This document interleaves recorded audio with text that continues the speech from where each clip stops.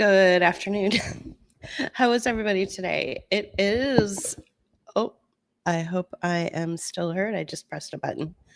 It is around 2:00 in the afternoon on Friday, May 16th, 2025. Today is the Friday reading. We are going to continue with The Difference Engine. This is a book that I've been reading over the last couple of weeks. And you know what? I forgot to grab the graphic. So let me see if I can do that. I just have to find it and grab it. There's a couple of things that I do want to talk about before I let's see if that works. Before I start reading, sorry, I'm not as prepared as I thought I was. Well, let me see here.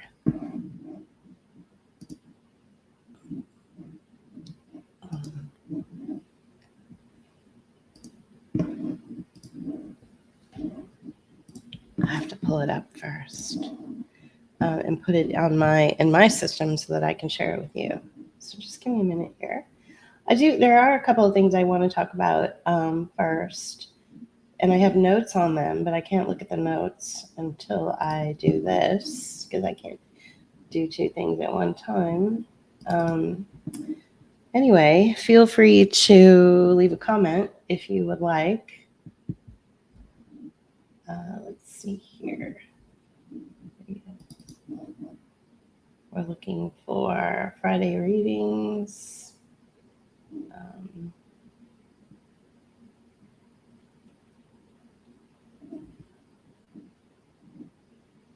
know, I'm not finding it. Sorry, I have to move the screen a bit.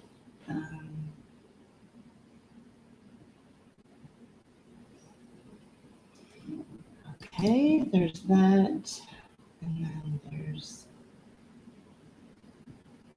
I think this is the graphic. Let me see.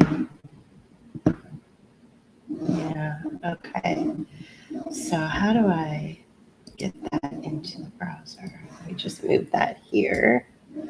I know there's a lot of stuff going on in the background that you guys are like, what is she doing? You just drag it in. I did.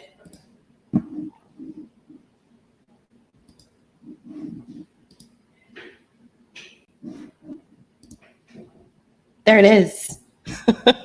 There's the graphic. Okay, so sorry about that. I was hoping that I would have been a little bit more prepared at 2:00 this afternoon, but I forgot about the graphic.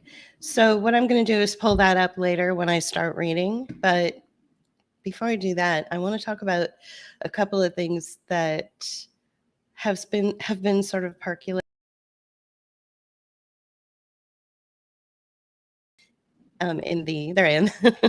Percolating in the news. There's something that Naomi Wolf brought up that I thought was in a tweet, and I'm not going to show you the tweet or anything. I'm just going to try to recall from memory what exactly she said. It had something to do with people who had the countermeasure or had some sort of biological intervention. I'm trying to choose my words carefully since I am now on YouTube. So I want to make sure that I don't get myself censored. That when you reach in to, say, hug these people, or you try to have some sort of intimate contact with them, that it feels different, that it's not the same, that there's something missing, that there isn't that heart-to-heart connection, that there once was. Let's see if I can actually find it, because, I want to make sure that when I talk about, my opinion about this, that I'm referring to the right tweet. Um, it's something that she brought up, I would say, within the last couple of days, so it could be difficult to find. Um, and I would say that there's a couple of different things going on. Sure, there may be an interruption in authentic emotion that's taking place as a result of some sort of countermeasure or some sort of biologic that was injected into these people. Uh, but I would also argue that in this day and age, especially now over the last 4 or 5 years, uh, many of us have become acutely aware to a point of being, our senses have been so heightened that we no longer sort of live in this realm anymore. I know I don't. Um,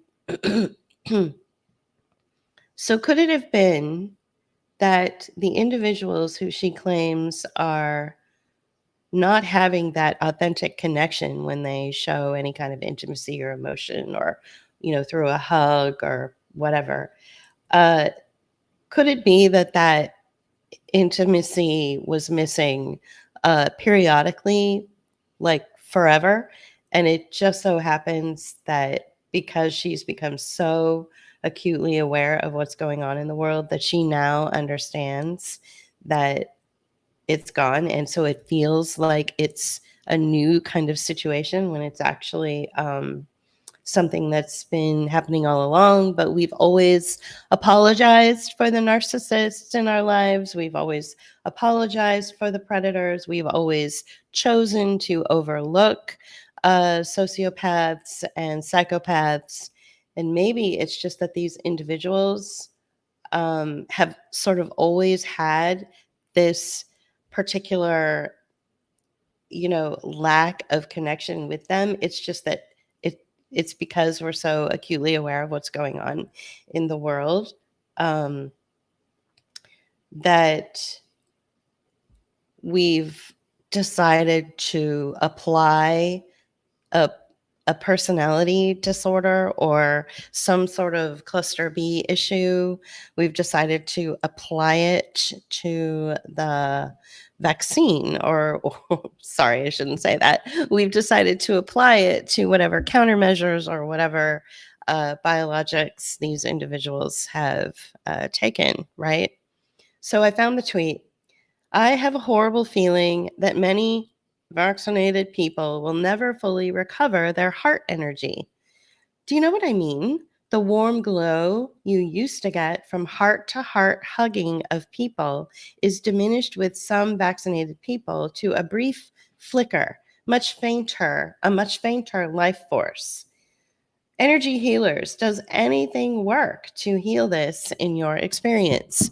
Um, so my feeling about this is that uh, perhaps Naomi has never experienced anybody on the spectrum. Perhaps, and I'm not talking just autism, because there are plenty of autistic people or neurodivergent people out there that are, very nice and very capable of, connecting their heart energy to you. I'm talking about people that are, have histrionics, cluster B, narcissistic personality disorder, sociopathy, psychopathy, people that don't have authentic emotions, people that are incapable of showing compassion in any real sense. Maybe she's never really experienced anybody like that in her life, because I would argue that uh, this problem that she is just now feeling is happening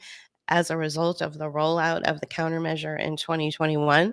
I would argue that that's been something that, a lot of people have been dealing with for years. So I'm not sure that I really think that the countermeasure is completely to blame in that sense. I wanted to address that because it felt really poignant. It felt like something that we should be talking about, something we should have talked about, you know, a lot up until this point, and not too many people really have. I know that, like, when the whole, stand 6 feet apart kind of thing was rolling out, and we were all sort of laughing at that. Um, One of the doctors, maybe it was Carrie Madej, maybe it was Polevsky, maybe, it was one of those bad doctors, two of which I've actually interviewed, um, that said, this is actually 6 feet apart is when your heart energy like sort of drops off. So you need to be, if you want to feel like a real sort of chemical and hormonal connection with somebody, that you need to stand closer than 6 feet. But if you're 6 feet apart, then that connection goes away. So um, there's real science around the 6 feet apart rule, right? So I think that that's interesting too. So, um, or it could be that the biologic or the countermeasure was giving off certain toxins, and that, if those people didn't stand 6 feet apart, then we would all just be like rolling on the ground, clutching our throats and clutching our stomachs in absolute pain. And it would just be like a shit show of sickness. So they were trying to do everything they could to keep people from absorbing the toxins that were coming out from those who decided to get the countermeasure, right? Um, so, because that's what they were designed to do, they were designed to spread among us.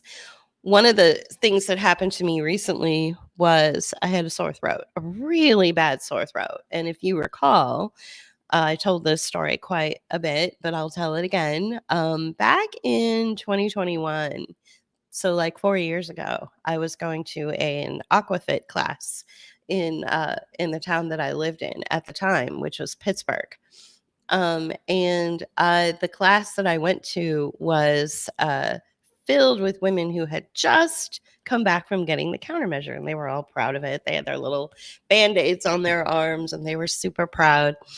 And within less than 24 hours, within just a few hours, I felt like some sort of um, toxin was like coming up into my throat, and it it was so bad I could barely swallow. I could barely stand. It's like I had just taken like a bottle of poison and just dumped it down my throat, and then it landed in my chest, and it was really bad.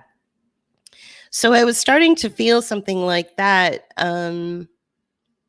like towards the end of the day on Sunday, and then throughout Monday. And I'm talking just this past week, Mother's Day, and then on Monday. And it was really bad. The sore throat was horrible. It was so bad. Then I woke up Tuesday morning and I had a really super bad sore throat. And then I blinked my eyes and it went away. Like it was gone. It was that fast.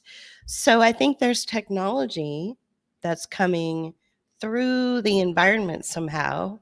I don't know anything about this kind of stuff. I can only tell you what I'm experiencing personally. I can only use my personal experiences to sort of communicate, a theory or an idea of what's going on. But I've never in my life experienced a sore throat go away in the blink of an eye.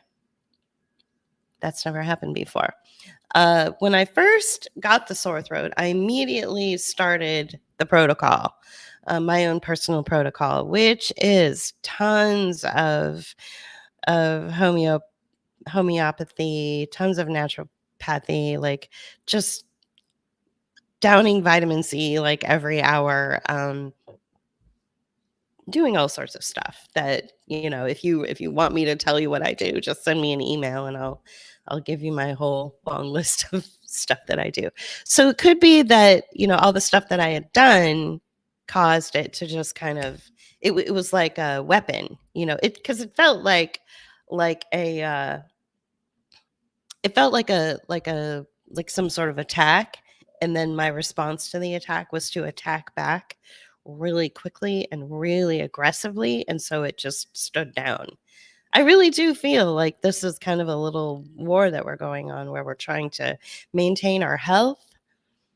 Um, okay. So, in response to Naomi Wolf's tweet about the heart energy not being as radiant or radiating as much as it used to, sure, absolutely. Sure. I'm sure that that's the case. But we also have rampant, probably a higher degree of sociopathic tendencies and psychopathic tendencies and narcissistic tendencies and predator tendencies than we've ever had because we're all in survival mode. And when you have the attack on the citizens of this country, especially at the hands of the financial attack and stuff, we all have to do what we have to do to survive, and some of us have to develop a behavior that maybe some people who've never really had to you know uh work very hard for their money never had to deal with any kind of psychopathy in their lives. And so I would say that it's probably a little bit of both. I'm not exactly sure that the shots are completely to blame with the lack of positive heart energy that you may be missing when you hug somebody. Now, I will say that based on personal experience that I heard of secondhand, I did not witness this myself. And this is because predators, sociopaths, and narcissists, and those types of people, they are not interested in being too forthcoming about who they really are. So, on Mother's Day, JP and I traveled to Mobile, Alabama to see a friend who was visiting from Pittsburgh. Now, this friend helped us move to the Gulf Coast in November of 2023. And then she came again for Mardi Gras and stayed with us for a week during Mardi Gras. We had one day trip to Mobile during the Mardi Gras festivities where we celebrated Joe Cane Day. And then she came back with another friend of hers because that friend wanted to see like Mobile, wanted to catch up with his daughter who happened to be staying in Mobile, and also wanted to go to New Orleans. So our friend in Pittsburgh basically helped him along because he's elderly and a little bit disabled. So they had a place in Mobile that they were staying. And we, since we're only like an hour away, we were like, yeah, we would love to see you. You're back in the South. We just saw you a month ago, but hey, let's, or a month and a half ago, let's get together and see each other again. So one of the days that we hung out was on Mother's Day in Mobile. And I can see why hardworking Biloxians who there's many working class here. There are many people here that work in sort of civic jobs. There's many people who run their own like lawn care businesses and things like that. Many people that live here also work in hospitality. So they're the hospitality service people at the casinos, at the various coffee shops, and the really nice restaurants. In fact, recently, a couple of months back, when I was having that horrible experience in February, which had to do with my heart, I had to get a blood draw. And the girl that took the phlebotomist who took my blood also moonlights as like a bartender. So it's that kind of thing.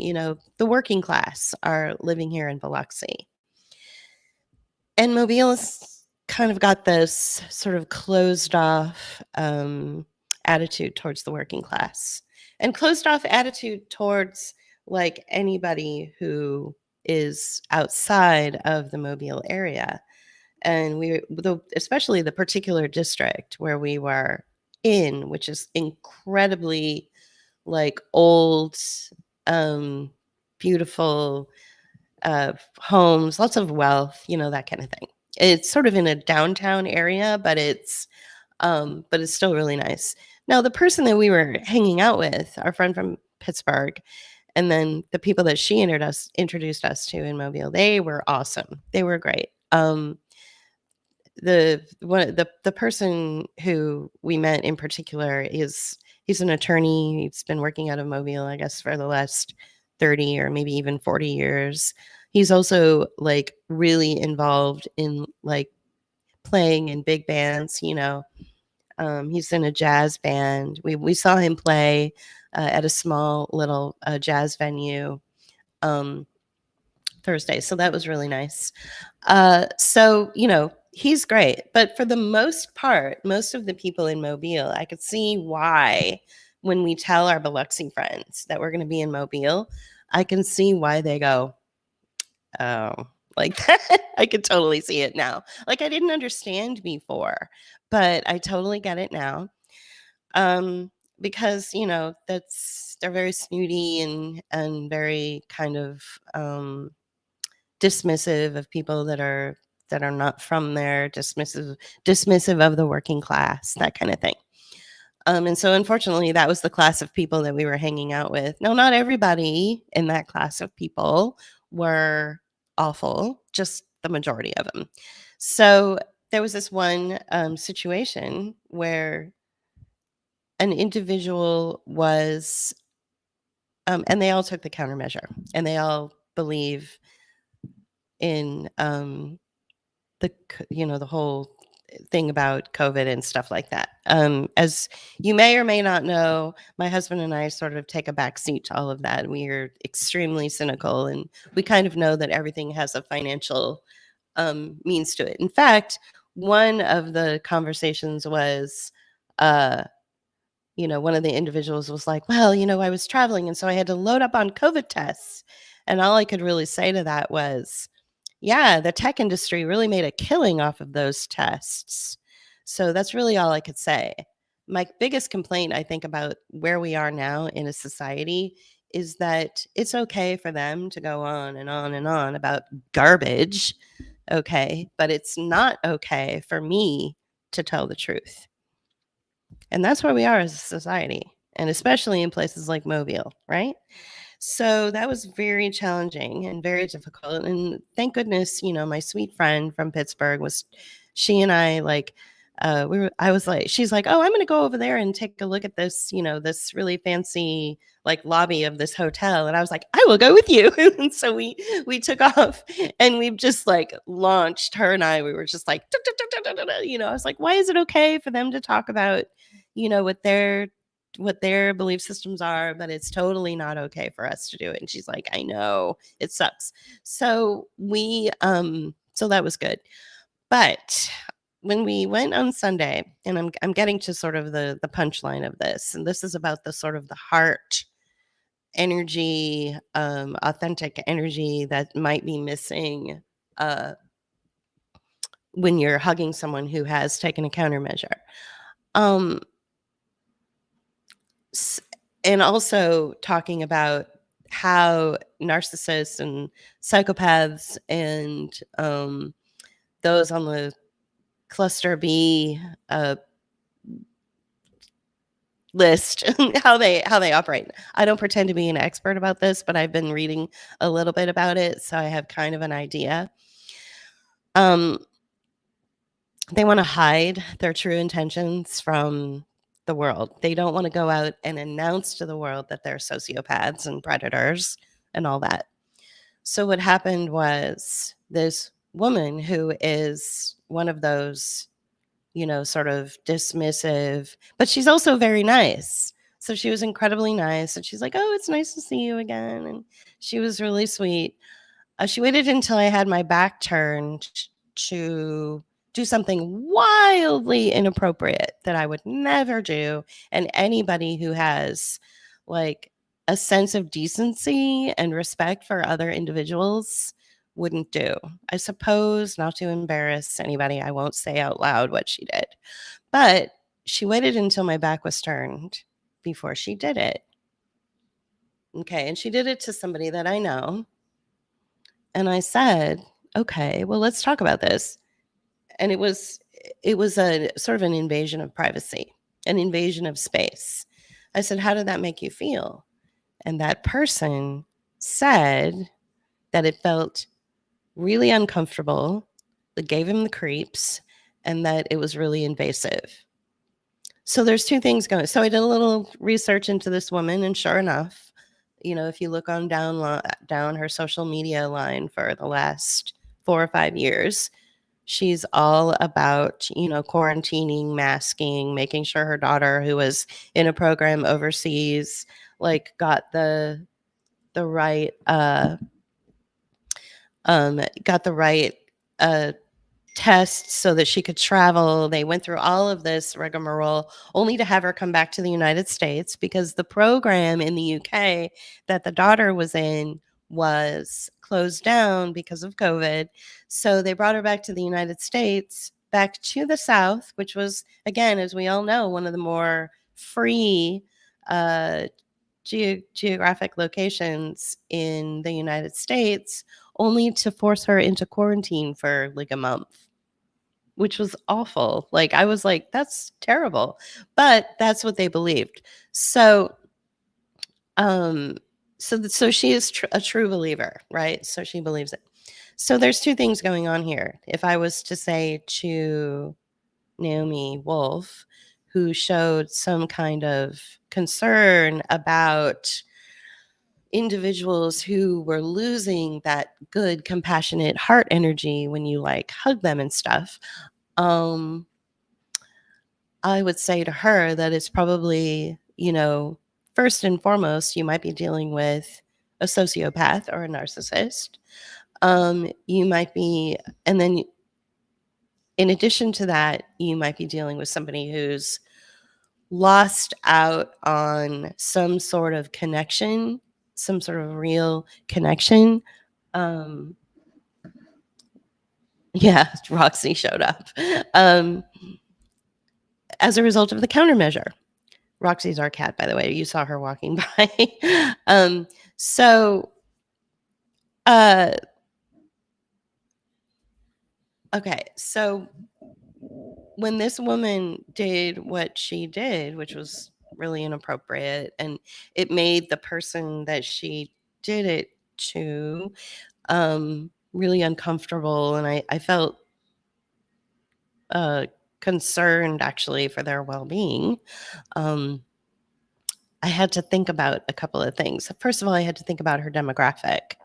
Her demographic are typically comprised of a lot of sociopaths and a lot of narcissists, especially in the South. There's a lot of women here who are, they come from wealth and they're kind of narcissistic and they're extremely judgmental, and they sort of are accustomed to having their own way, right?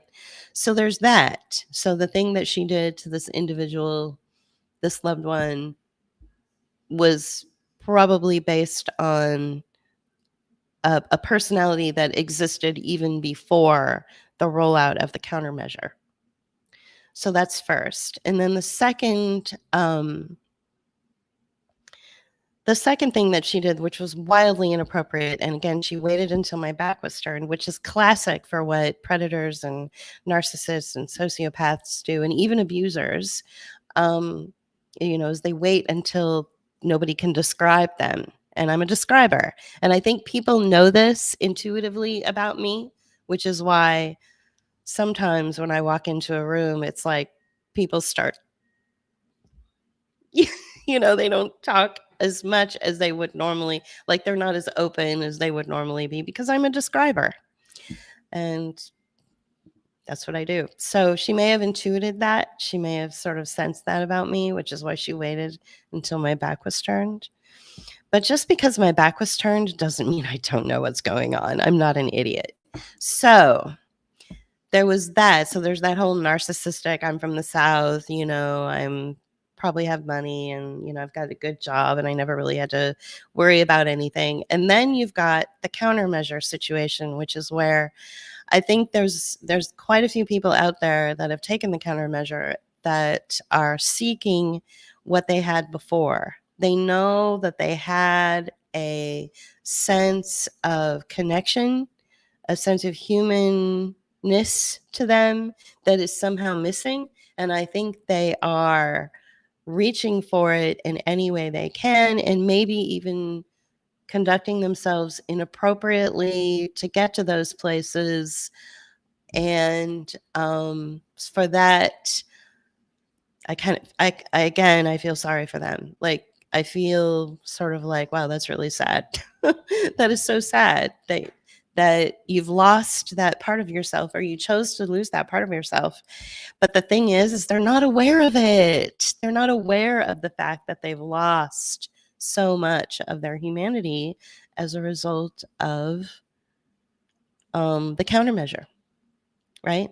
So I think that we have to take everything with a grain of salt. I think that if I were to go back to look at that tweet from Naomi Wolf that said, how come their heart energy is different now than what it was before?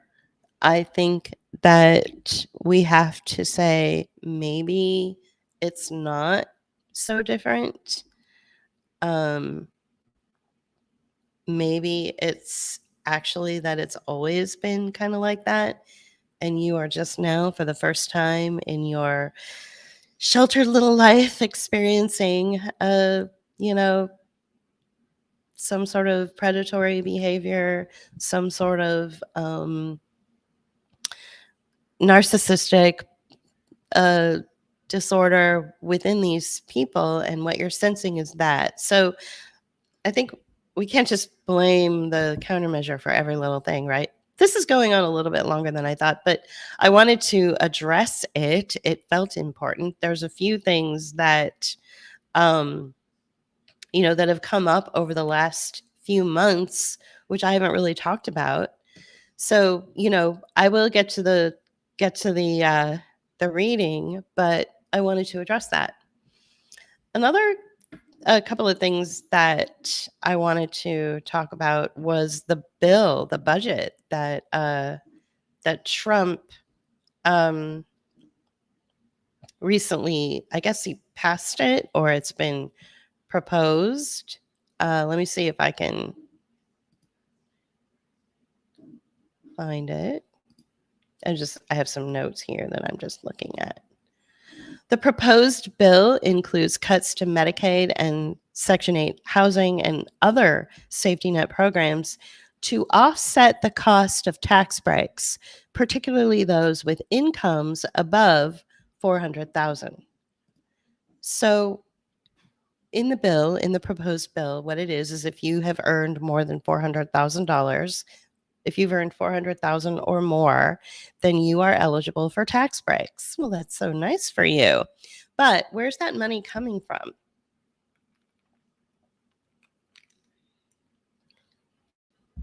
It's coming from cuts to Medicaid and Section 8 housing and various other social safety nets.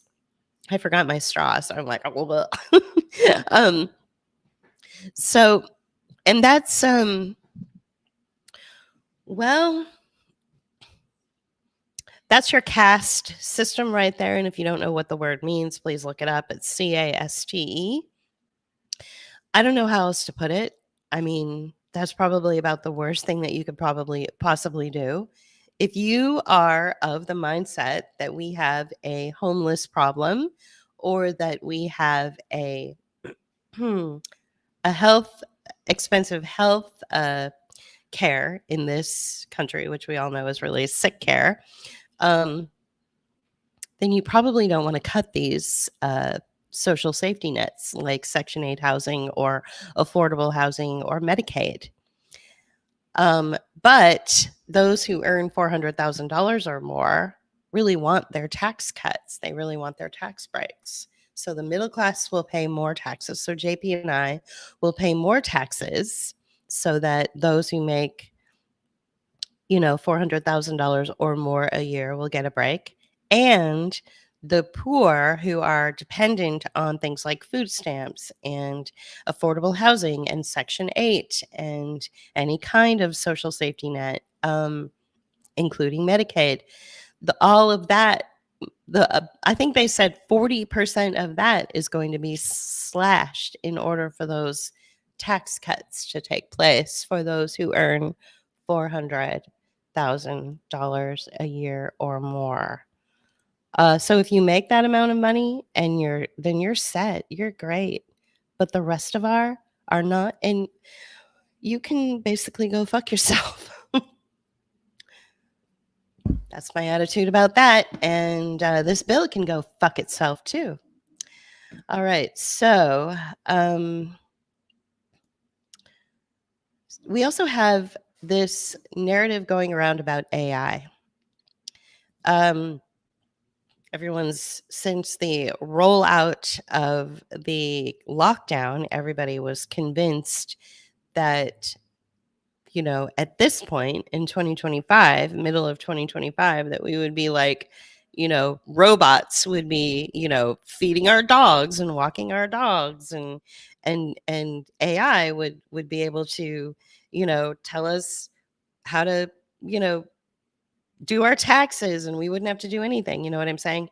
And none of that is happening.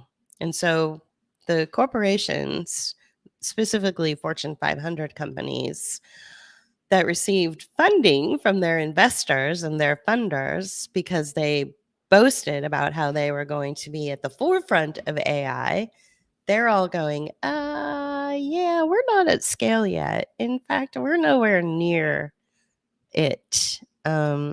And so they're losing funding from their investors and their funders. Oh, thank you. Straw. Thank you. So they're losing funders. So their companies are not doing as well as they should. So this could actually be kind of a good thing, because we know that we have the highest rate of unemployment that we've had since the 2008 financial collapse. So perhaps this will bring humans back into the jobs to do things like what JP does, which is user experience design and information architect and all these things that make, all of your websites go and make them easy for users to interact with their products and things like that. So maybe it'll actually be a good thing that, since AI is nowhere near being at scale, it is not at all where it should have been. The timeline, was, let's go ahead and say, just for the sake of argument, that the timeline was, let's start this in 2020. Let's start this bad boy in 2020. And by 2025, we're going to have robots walking our dogs. We're going to have police robots. We're going to have, robot tax accountants or AI tax accountants. And so people can be free to live their life and be happy, and they don't have to worry about the mundane because AI will take care of it. Well, that's not happening. So something else has to give. So who's going to take care of it? Well, people. You're still going to have to hire a tax accountant. You're still going to have to hire a dog walker if you don't have time to do it yourself. You're still going to have to figure things out on your own.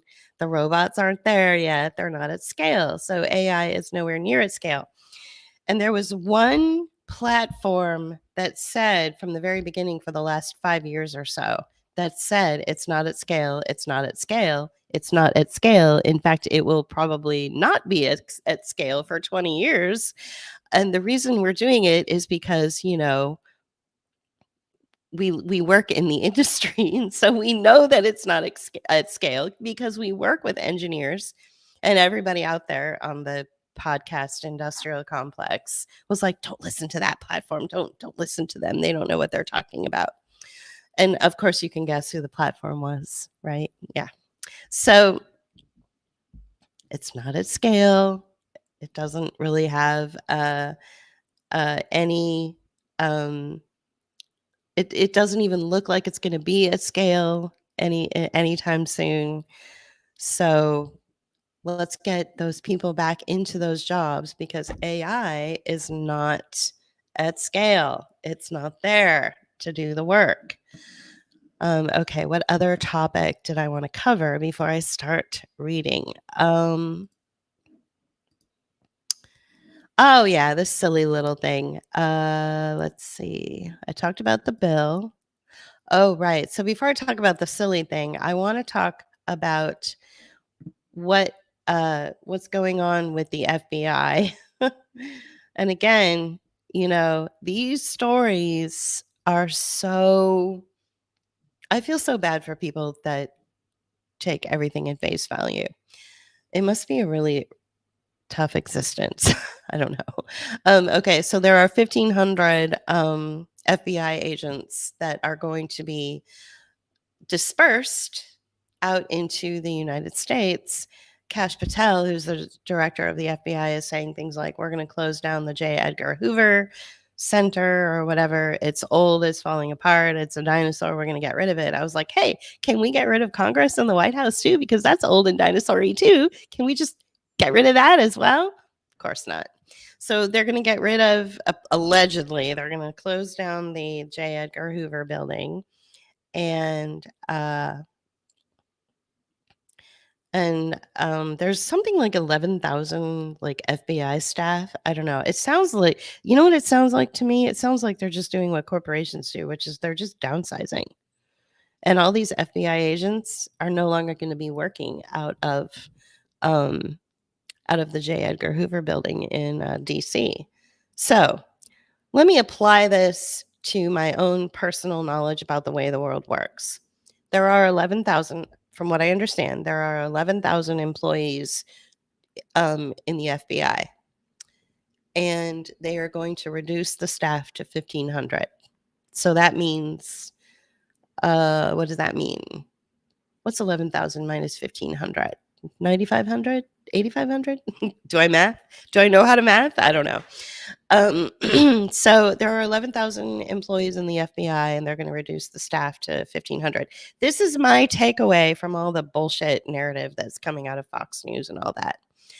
They're going to turn them all into remote workers, but they're still going to get $500 million infused into the budget. So each of these 1,500 people, they're going to go scatter out into the states, and they're going to populate our country, and they're going to be working remotely, and they'll probably be set up with a nice little funding stream so that they can then deploy FBI related services or bullshit, whatever, out into the communities so that we can all live in a nice, cozy little police state. That's what that $500 million is for, to make it so that the money no longer goes to the upkeep of the J. Edgar Hoover building, but actually gets funneled into creating a police state. Yeah, isn't that great? What an excellent use of money. I can't think of anything better. Okay, so the last story that I want to talk about is this silly little thing here. I'm actually going to share this one with you. So yesterday, May 15th, James Comey, former FBI director, tweeted this, 8647. And so a couple of things came to mind. First of all, you could sit there and add up the numbers, and I'm sure that they would add up to something really, nefarious. You could add it up and then divide it by 3, and then it would multiply it by 10, and it would turn into something. But on May 15th, 2025, it was 8,647 days since we experienced 9/11. I thought that was interesting. Okay. And then, of course, the thing that everybody's really talking about is 8647. So 86 is the the food industries or the sales industry, like retail industries, term for throwing something away. And it's a slang for toss it in the garbage. So obviously what he's saying is toss number 47 in the garbage. And of course, Donald Trump is the 47th president of the United States. So he's saying take Donald Trump out with the garbage.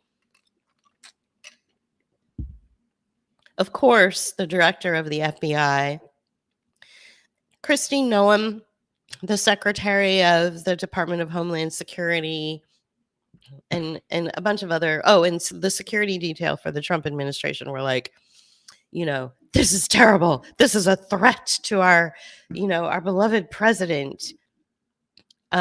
We have to take these threats seriously, and they're calling it an act of terrorism or an act of attempted terrorism, or they're calling it, what they're basically saying is that James Comey called for the assassination of Donald Trump by putting some seashells in the sand and some rocks. So anyway, I thought that was really funny. That is not at all what he meant by that. I'm sure he has since taken the tweet down, but of course dozens of people have captured it. That's why you see it here. So yeah, when I was, let me bring myself up. There we go. So when I was working in retail, I was working for this was years ago, for a company that sold like healthy skincare, more plant-based skincare, things like that. And it was part of an Estee Lauder brand. And so we were constantly going through our product, looking at our product on the shelf and making sure, the shelf life of all the products, it's about 6 months or so. You want to make sure that, just as a side note, if you do use product, you want to make sure that you don't use expired product. So we couldn't sell it. So the manager or I would say, hey, we got to 86 these, we got to 86 the face cream. So you got to take it all in the back and get it out to the alley and pull out your rifle and assassinate it. That's what 86ing the skin cream means. Yeah. Anyway, I think that we are living in some sort of absurdist reality, which brings me to, of course, the book. It is considered something that would have happened if history had gone a different way. How's that? And so it seems very absurd. Like a lot of what I'm reading seems really absurd. So let me bring up the image so that you can follow along. And I will not be reading very long, but let me catch you up to speed. We left this with Sybil breaking into a hotel room in order to grab some necessary cards that her buddy Mick needed. Dandy Mick needed these cards. They were stolen from him. And so he said, look, I will make sure that you can get into the hotel room by doing what I have to do. Just slip in, get the cards, and slip back out. And I will keep everybody occupied downstairs in the lobby of the hotel while you do this. Well, she went into the hotel room to grab the cards. Somebody was already there. And they had, conversation back and forth. And she was very startled. It was very scary. Then Mick shows up, and there was some sort of like fight. And the next thing you know, somebody got stabbed. And that's where we left it. It was a cliffhanger last week. I don't know if you recall, but that's where we left it. So what we're going to do is we're going to read for maybe 15 or 20 minutes because I did spend quite a bit of time going over some of these other topics. And then we'll pick this up again next week. So I want to find out who got stabbed because this is the first time I'm reading it. So not only are you hearing it for the first time, maybe, and if you haven't read this book before, but I'm reading it for the first time with you.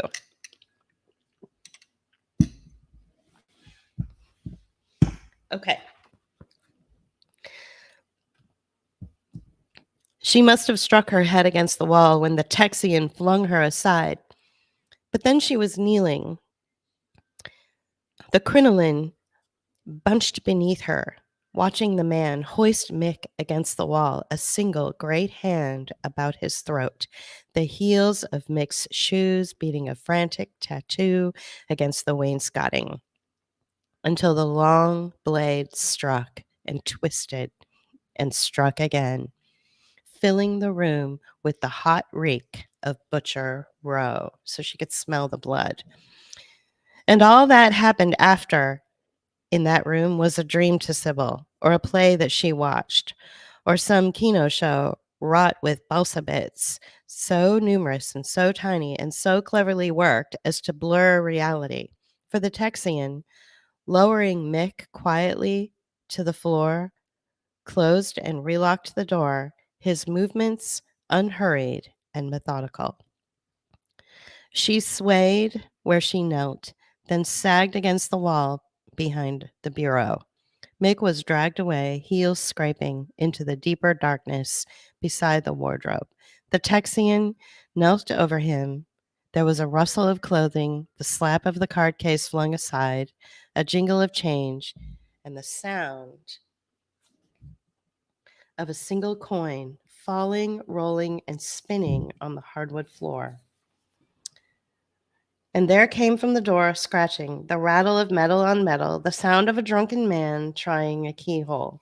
Houston, throwing the door wide, lurched forward on his heavy stick. He belched thunderously and rubbed the site of his old wound. Sons of bitches, he said, hoarse and drunk.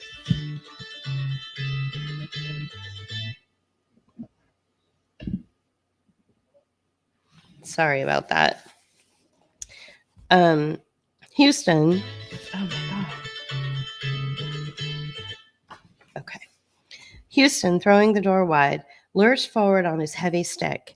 He belched thunderously and rubbed the side of his. Oh my God! Stop. Sorry about that. Of course, right? Yeah. Hopefully, it just goes to voicemail.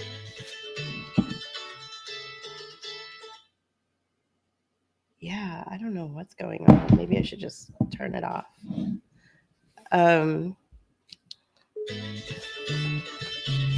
This has never happened before.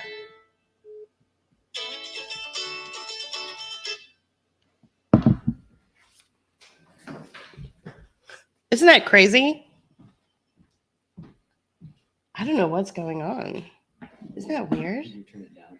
I did. Okay. So the Texan closed the door. Radley, evening, Sam. Her room above the heart seemed distant as children's first movements here in the smell of slaughter in this dark where giants moved. Houston reeled suddenly to slash at the curtains with his canes, tore them apart.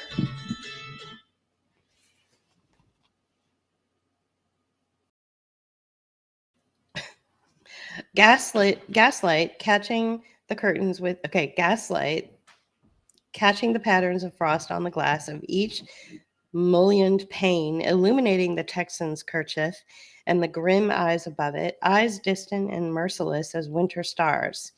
Houston staggered at the sight, the striped blanket sliding from his shoulders, and his metals gleamed but quivered. Ranger sent me, Sam. Mick's little pepperbox pistol looked a toy in the Texian's hand, the clustered barrels winking as he took aim. Who are you, son? Houston asked, all trace of drunkenness abruptly gone from his deep voice. You, Wallace? Take off that neckcloth. Face me, man to man. You ain't giving no more orders, General. Should not have took what you did. You robbed us, Sam. Where is it? Where's that treasury money? Ranger, Houston said, his voice a rich syrup of patience and sincerity. You've been misled. I know who sent you, and I know their lies and slanders against me, but I swear to you that I stole nothing. Those funds are mine by right, the sacred trust of the Texas government in exile. You sold Texas. You sold Texas out for British gold, the ranger said. We need that money for guns and food. We're starving, and they're killing us. And you mean to help them do it. The Republic of Texas can't defy the world's great powers, Ranger. I know it's bad in Texas, and my heart aches for my country, but there can't be peace till I'm back in command. You got no money left, do you? The ranger said. I looked, and it ain't here. You sold your fancy estate in the countryside. You threw it all away, Sam, on whores and drink and fancy theater shows for foreigners. And now you want to come back with a Mexican army. You're a thief and a drunk and a traitor. Huh. Every time I see Houston, I see Donald Trump's face. Every time Houston is mentioned. God damn you, Houston roared and flung open his coat with both hands. You're a cowardly assassin, you filthy mouthed son of a bitch. If you think you have the guts to kill the father of your country, then shoot for the heart. And he thumped his chest. For Texas, the pepper box spat a flare of orange flame edged with blue, hurling Houston back against the wall. Houston crashed to the floor as the Avenger pounced, crouching to thrust the muzzles of the little pistol against the gaudy leopard waistcoat. There was a gun blast into Houston's chest, and then another, and then a loud snap as the delicate trigger broke in the Ranger's fist. The ranger flung Mick's gun aside, and Houston sprawled, unmoving, red sparks crawling through the fur of the leopard waistcoat. There were sleepy shouts of alarm from another room. The Texians seized Houston's cane and began to batter the window. Glass shattered, crashing to the pavement below. Millions gave way, and then he was scrambling out across the sill. He froze there for an instant. Icy wind tugging at his long coat, and Sybil, in her trance, was reminded of her first sight of him, a vast, dark crow poised now for flight. He jumped from sight. Houston's destroyer, the angel of Goliad, and was gone, leaving her in silence and rising terror, as if his vanishing had broken a spell. She began to crawl forward, quite without aim, and cruelly hampered by her crinoline. Yet it was as if her limbs moved of their own accord. The heavy cane lay on the floor, but its head, a gilt brass raven, had snapped free of the shaft.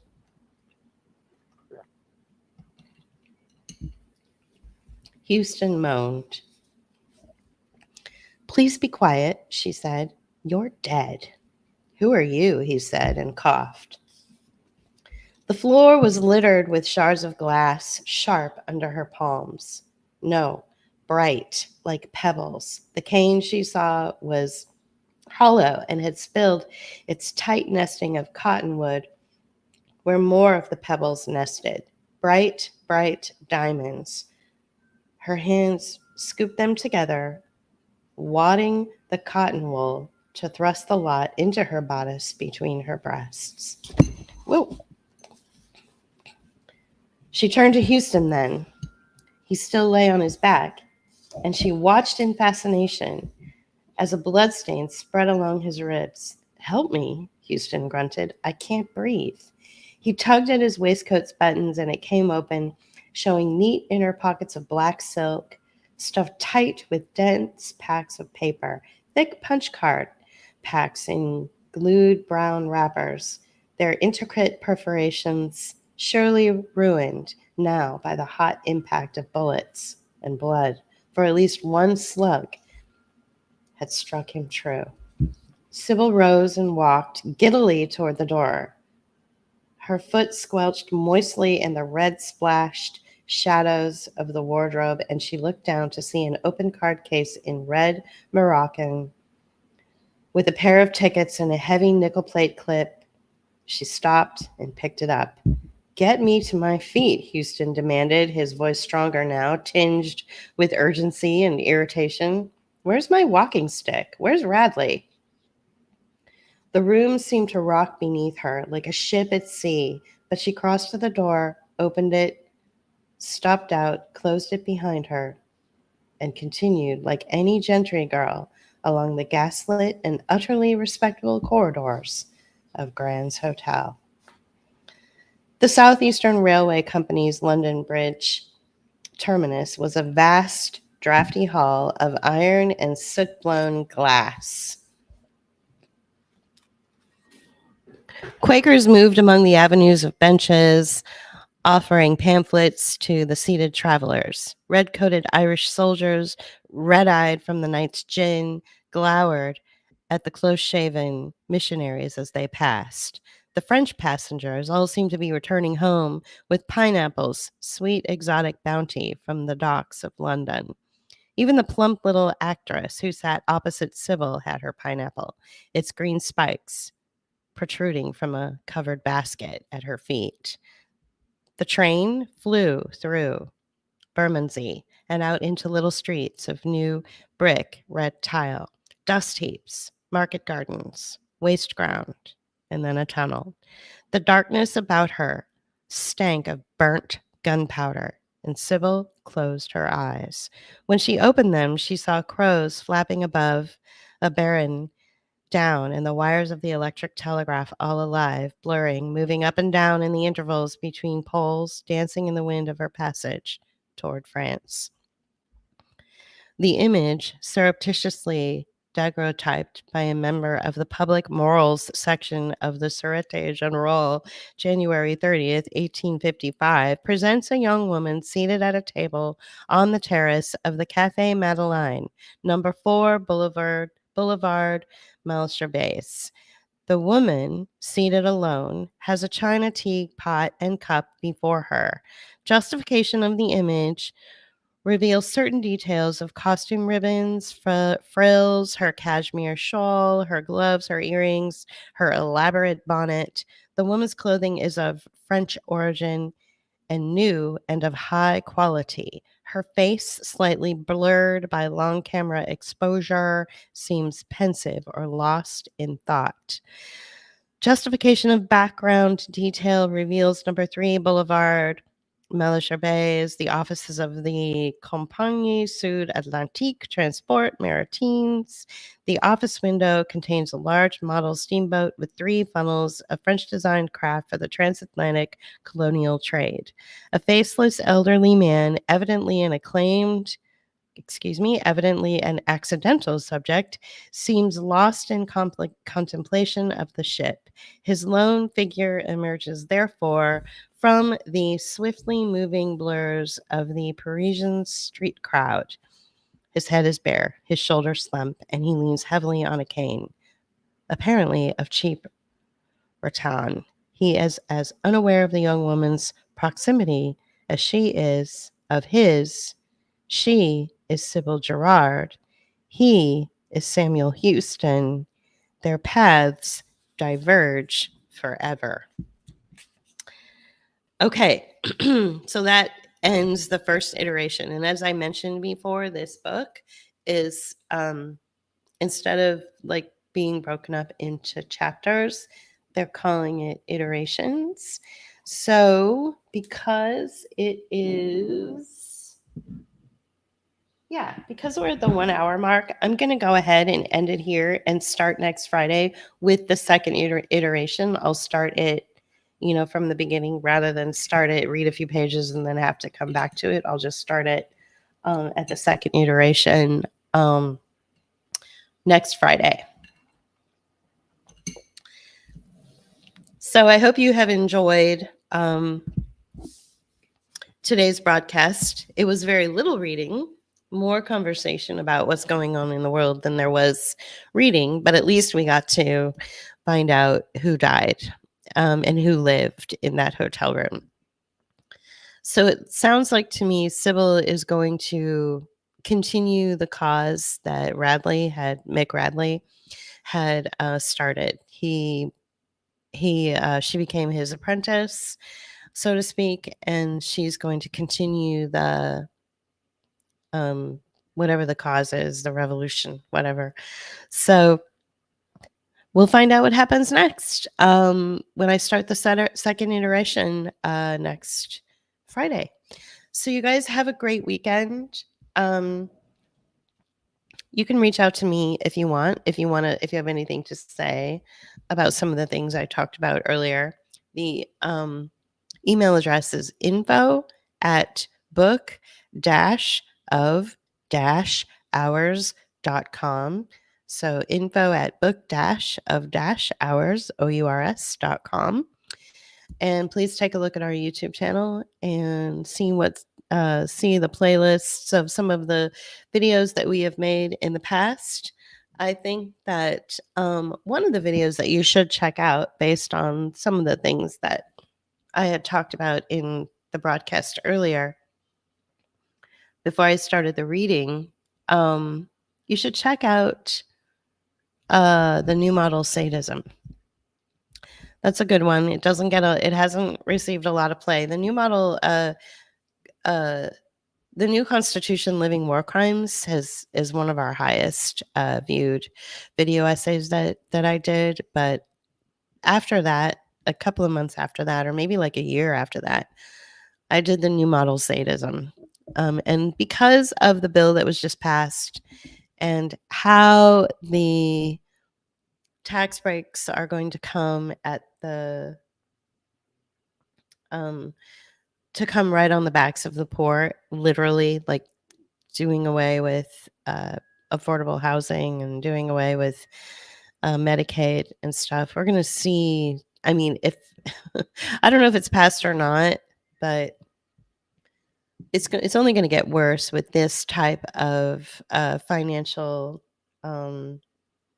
bludgeoning of our social safety nets. It's only going to get worse. So there are people that were supportive of like Doge and supportive of Trump who have completely turned their back on the whole thing, who are like, this is bullshit. And these are people that actually make a lot of money and they realize how fucking dystopian and horrible it is. So let's hope that the bill hasn't actually passed, but that it's being proposed and that somebody will not pass it. But you know what that means. Usually they put out something really, really extraordinarily bad so that they can come back and do something else that's equally bad, but in a different way. So let's see what happens. I'll see you guys next Friday for the continuation of The Difference Engine. Thanks for tuning in today. Bye. Have a good weekend.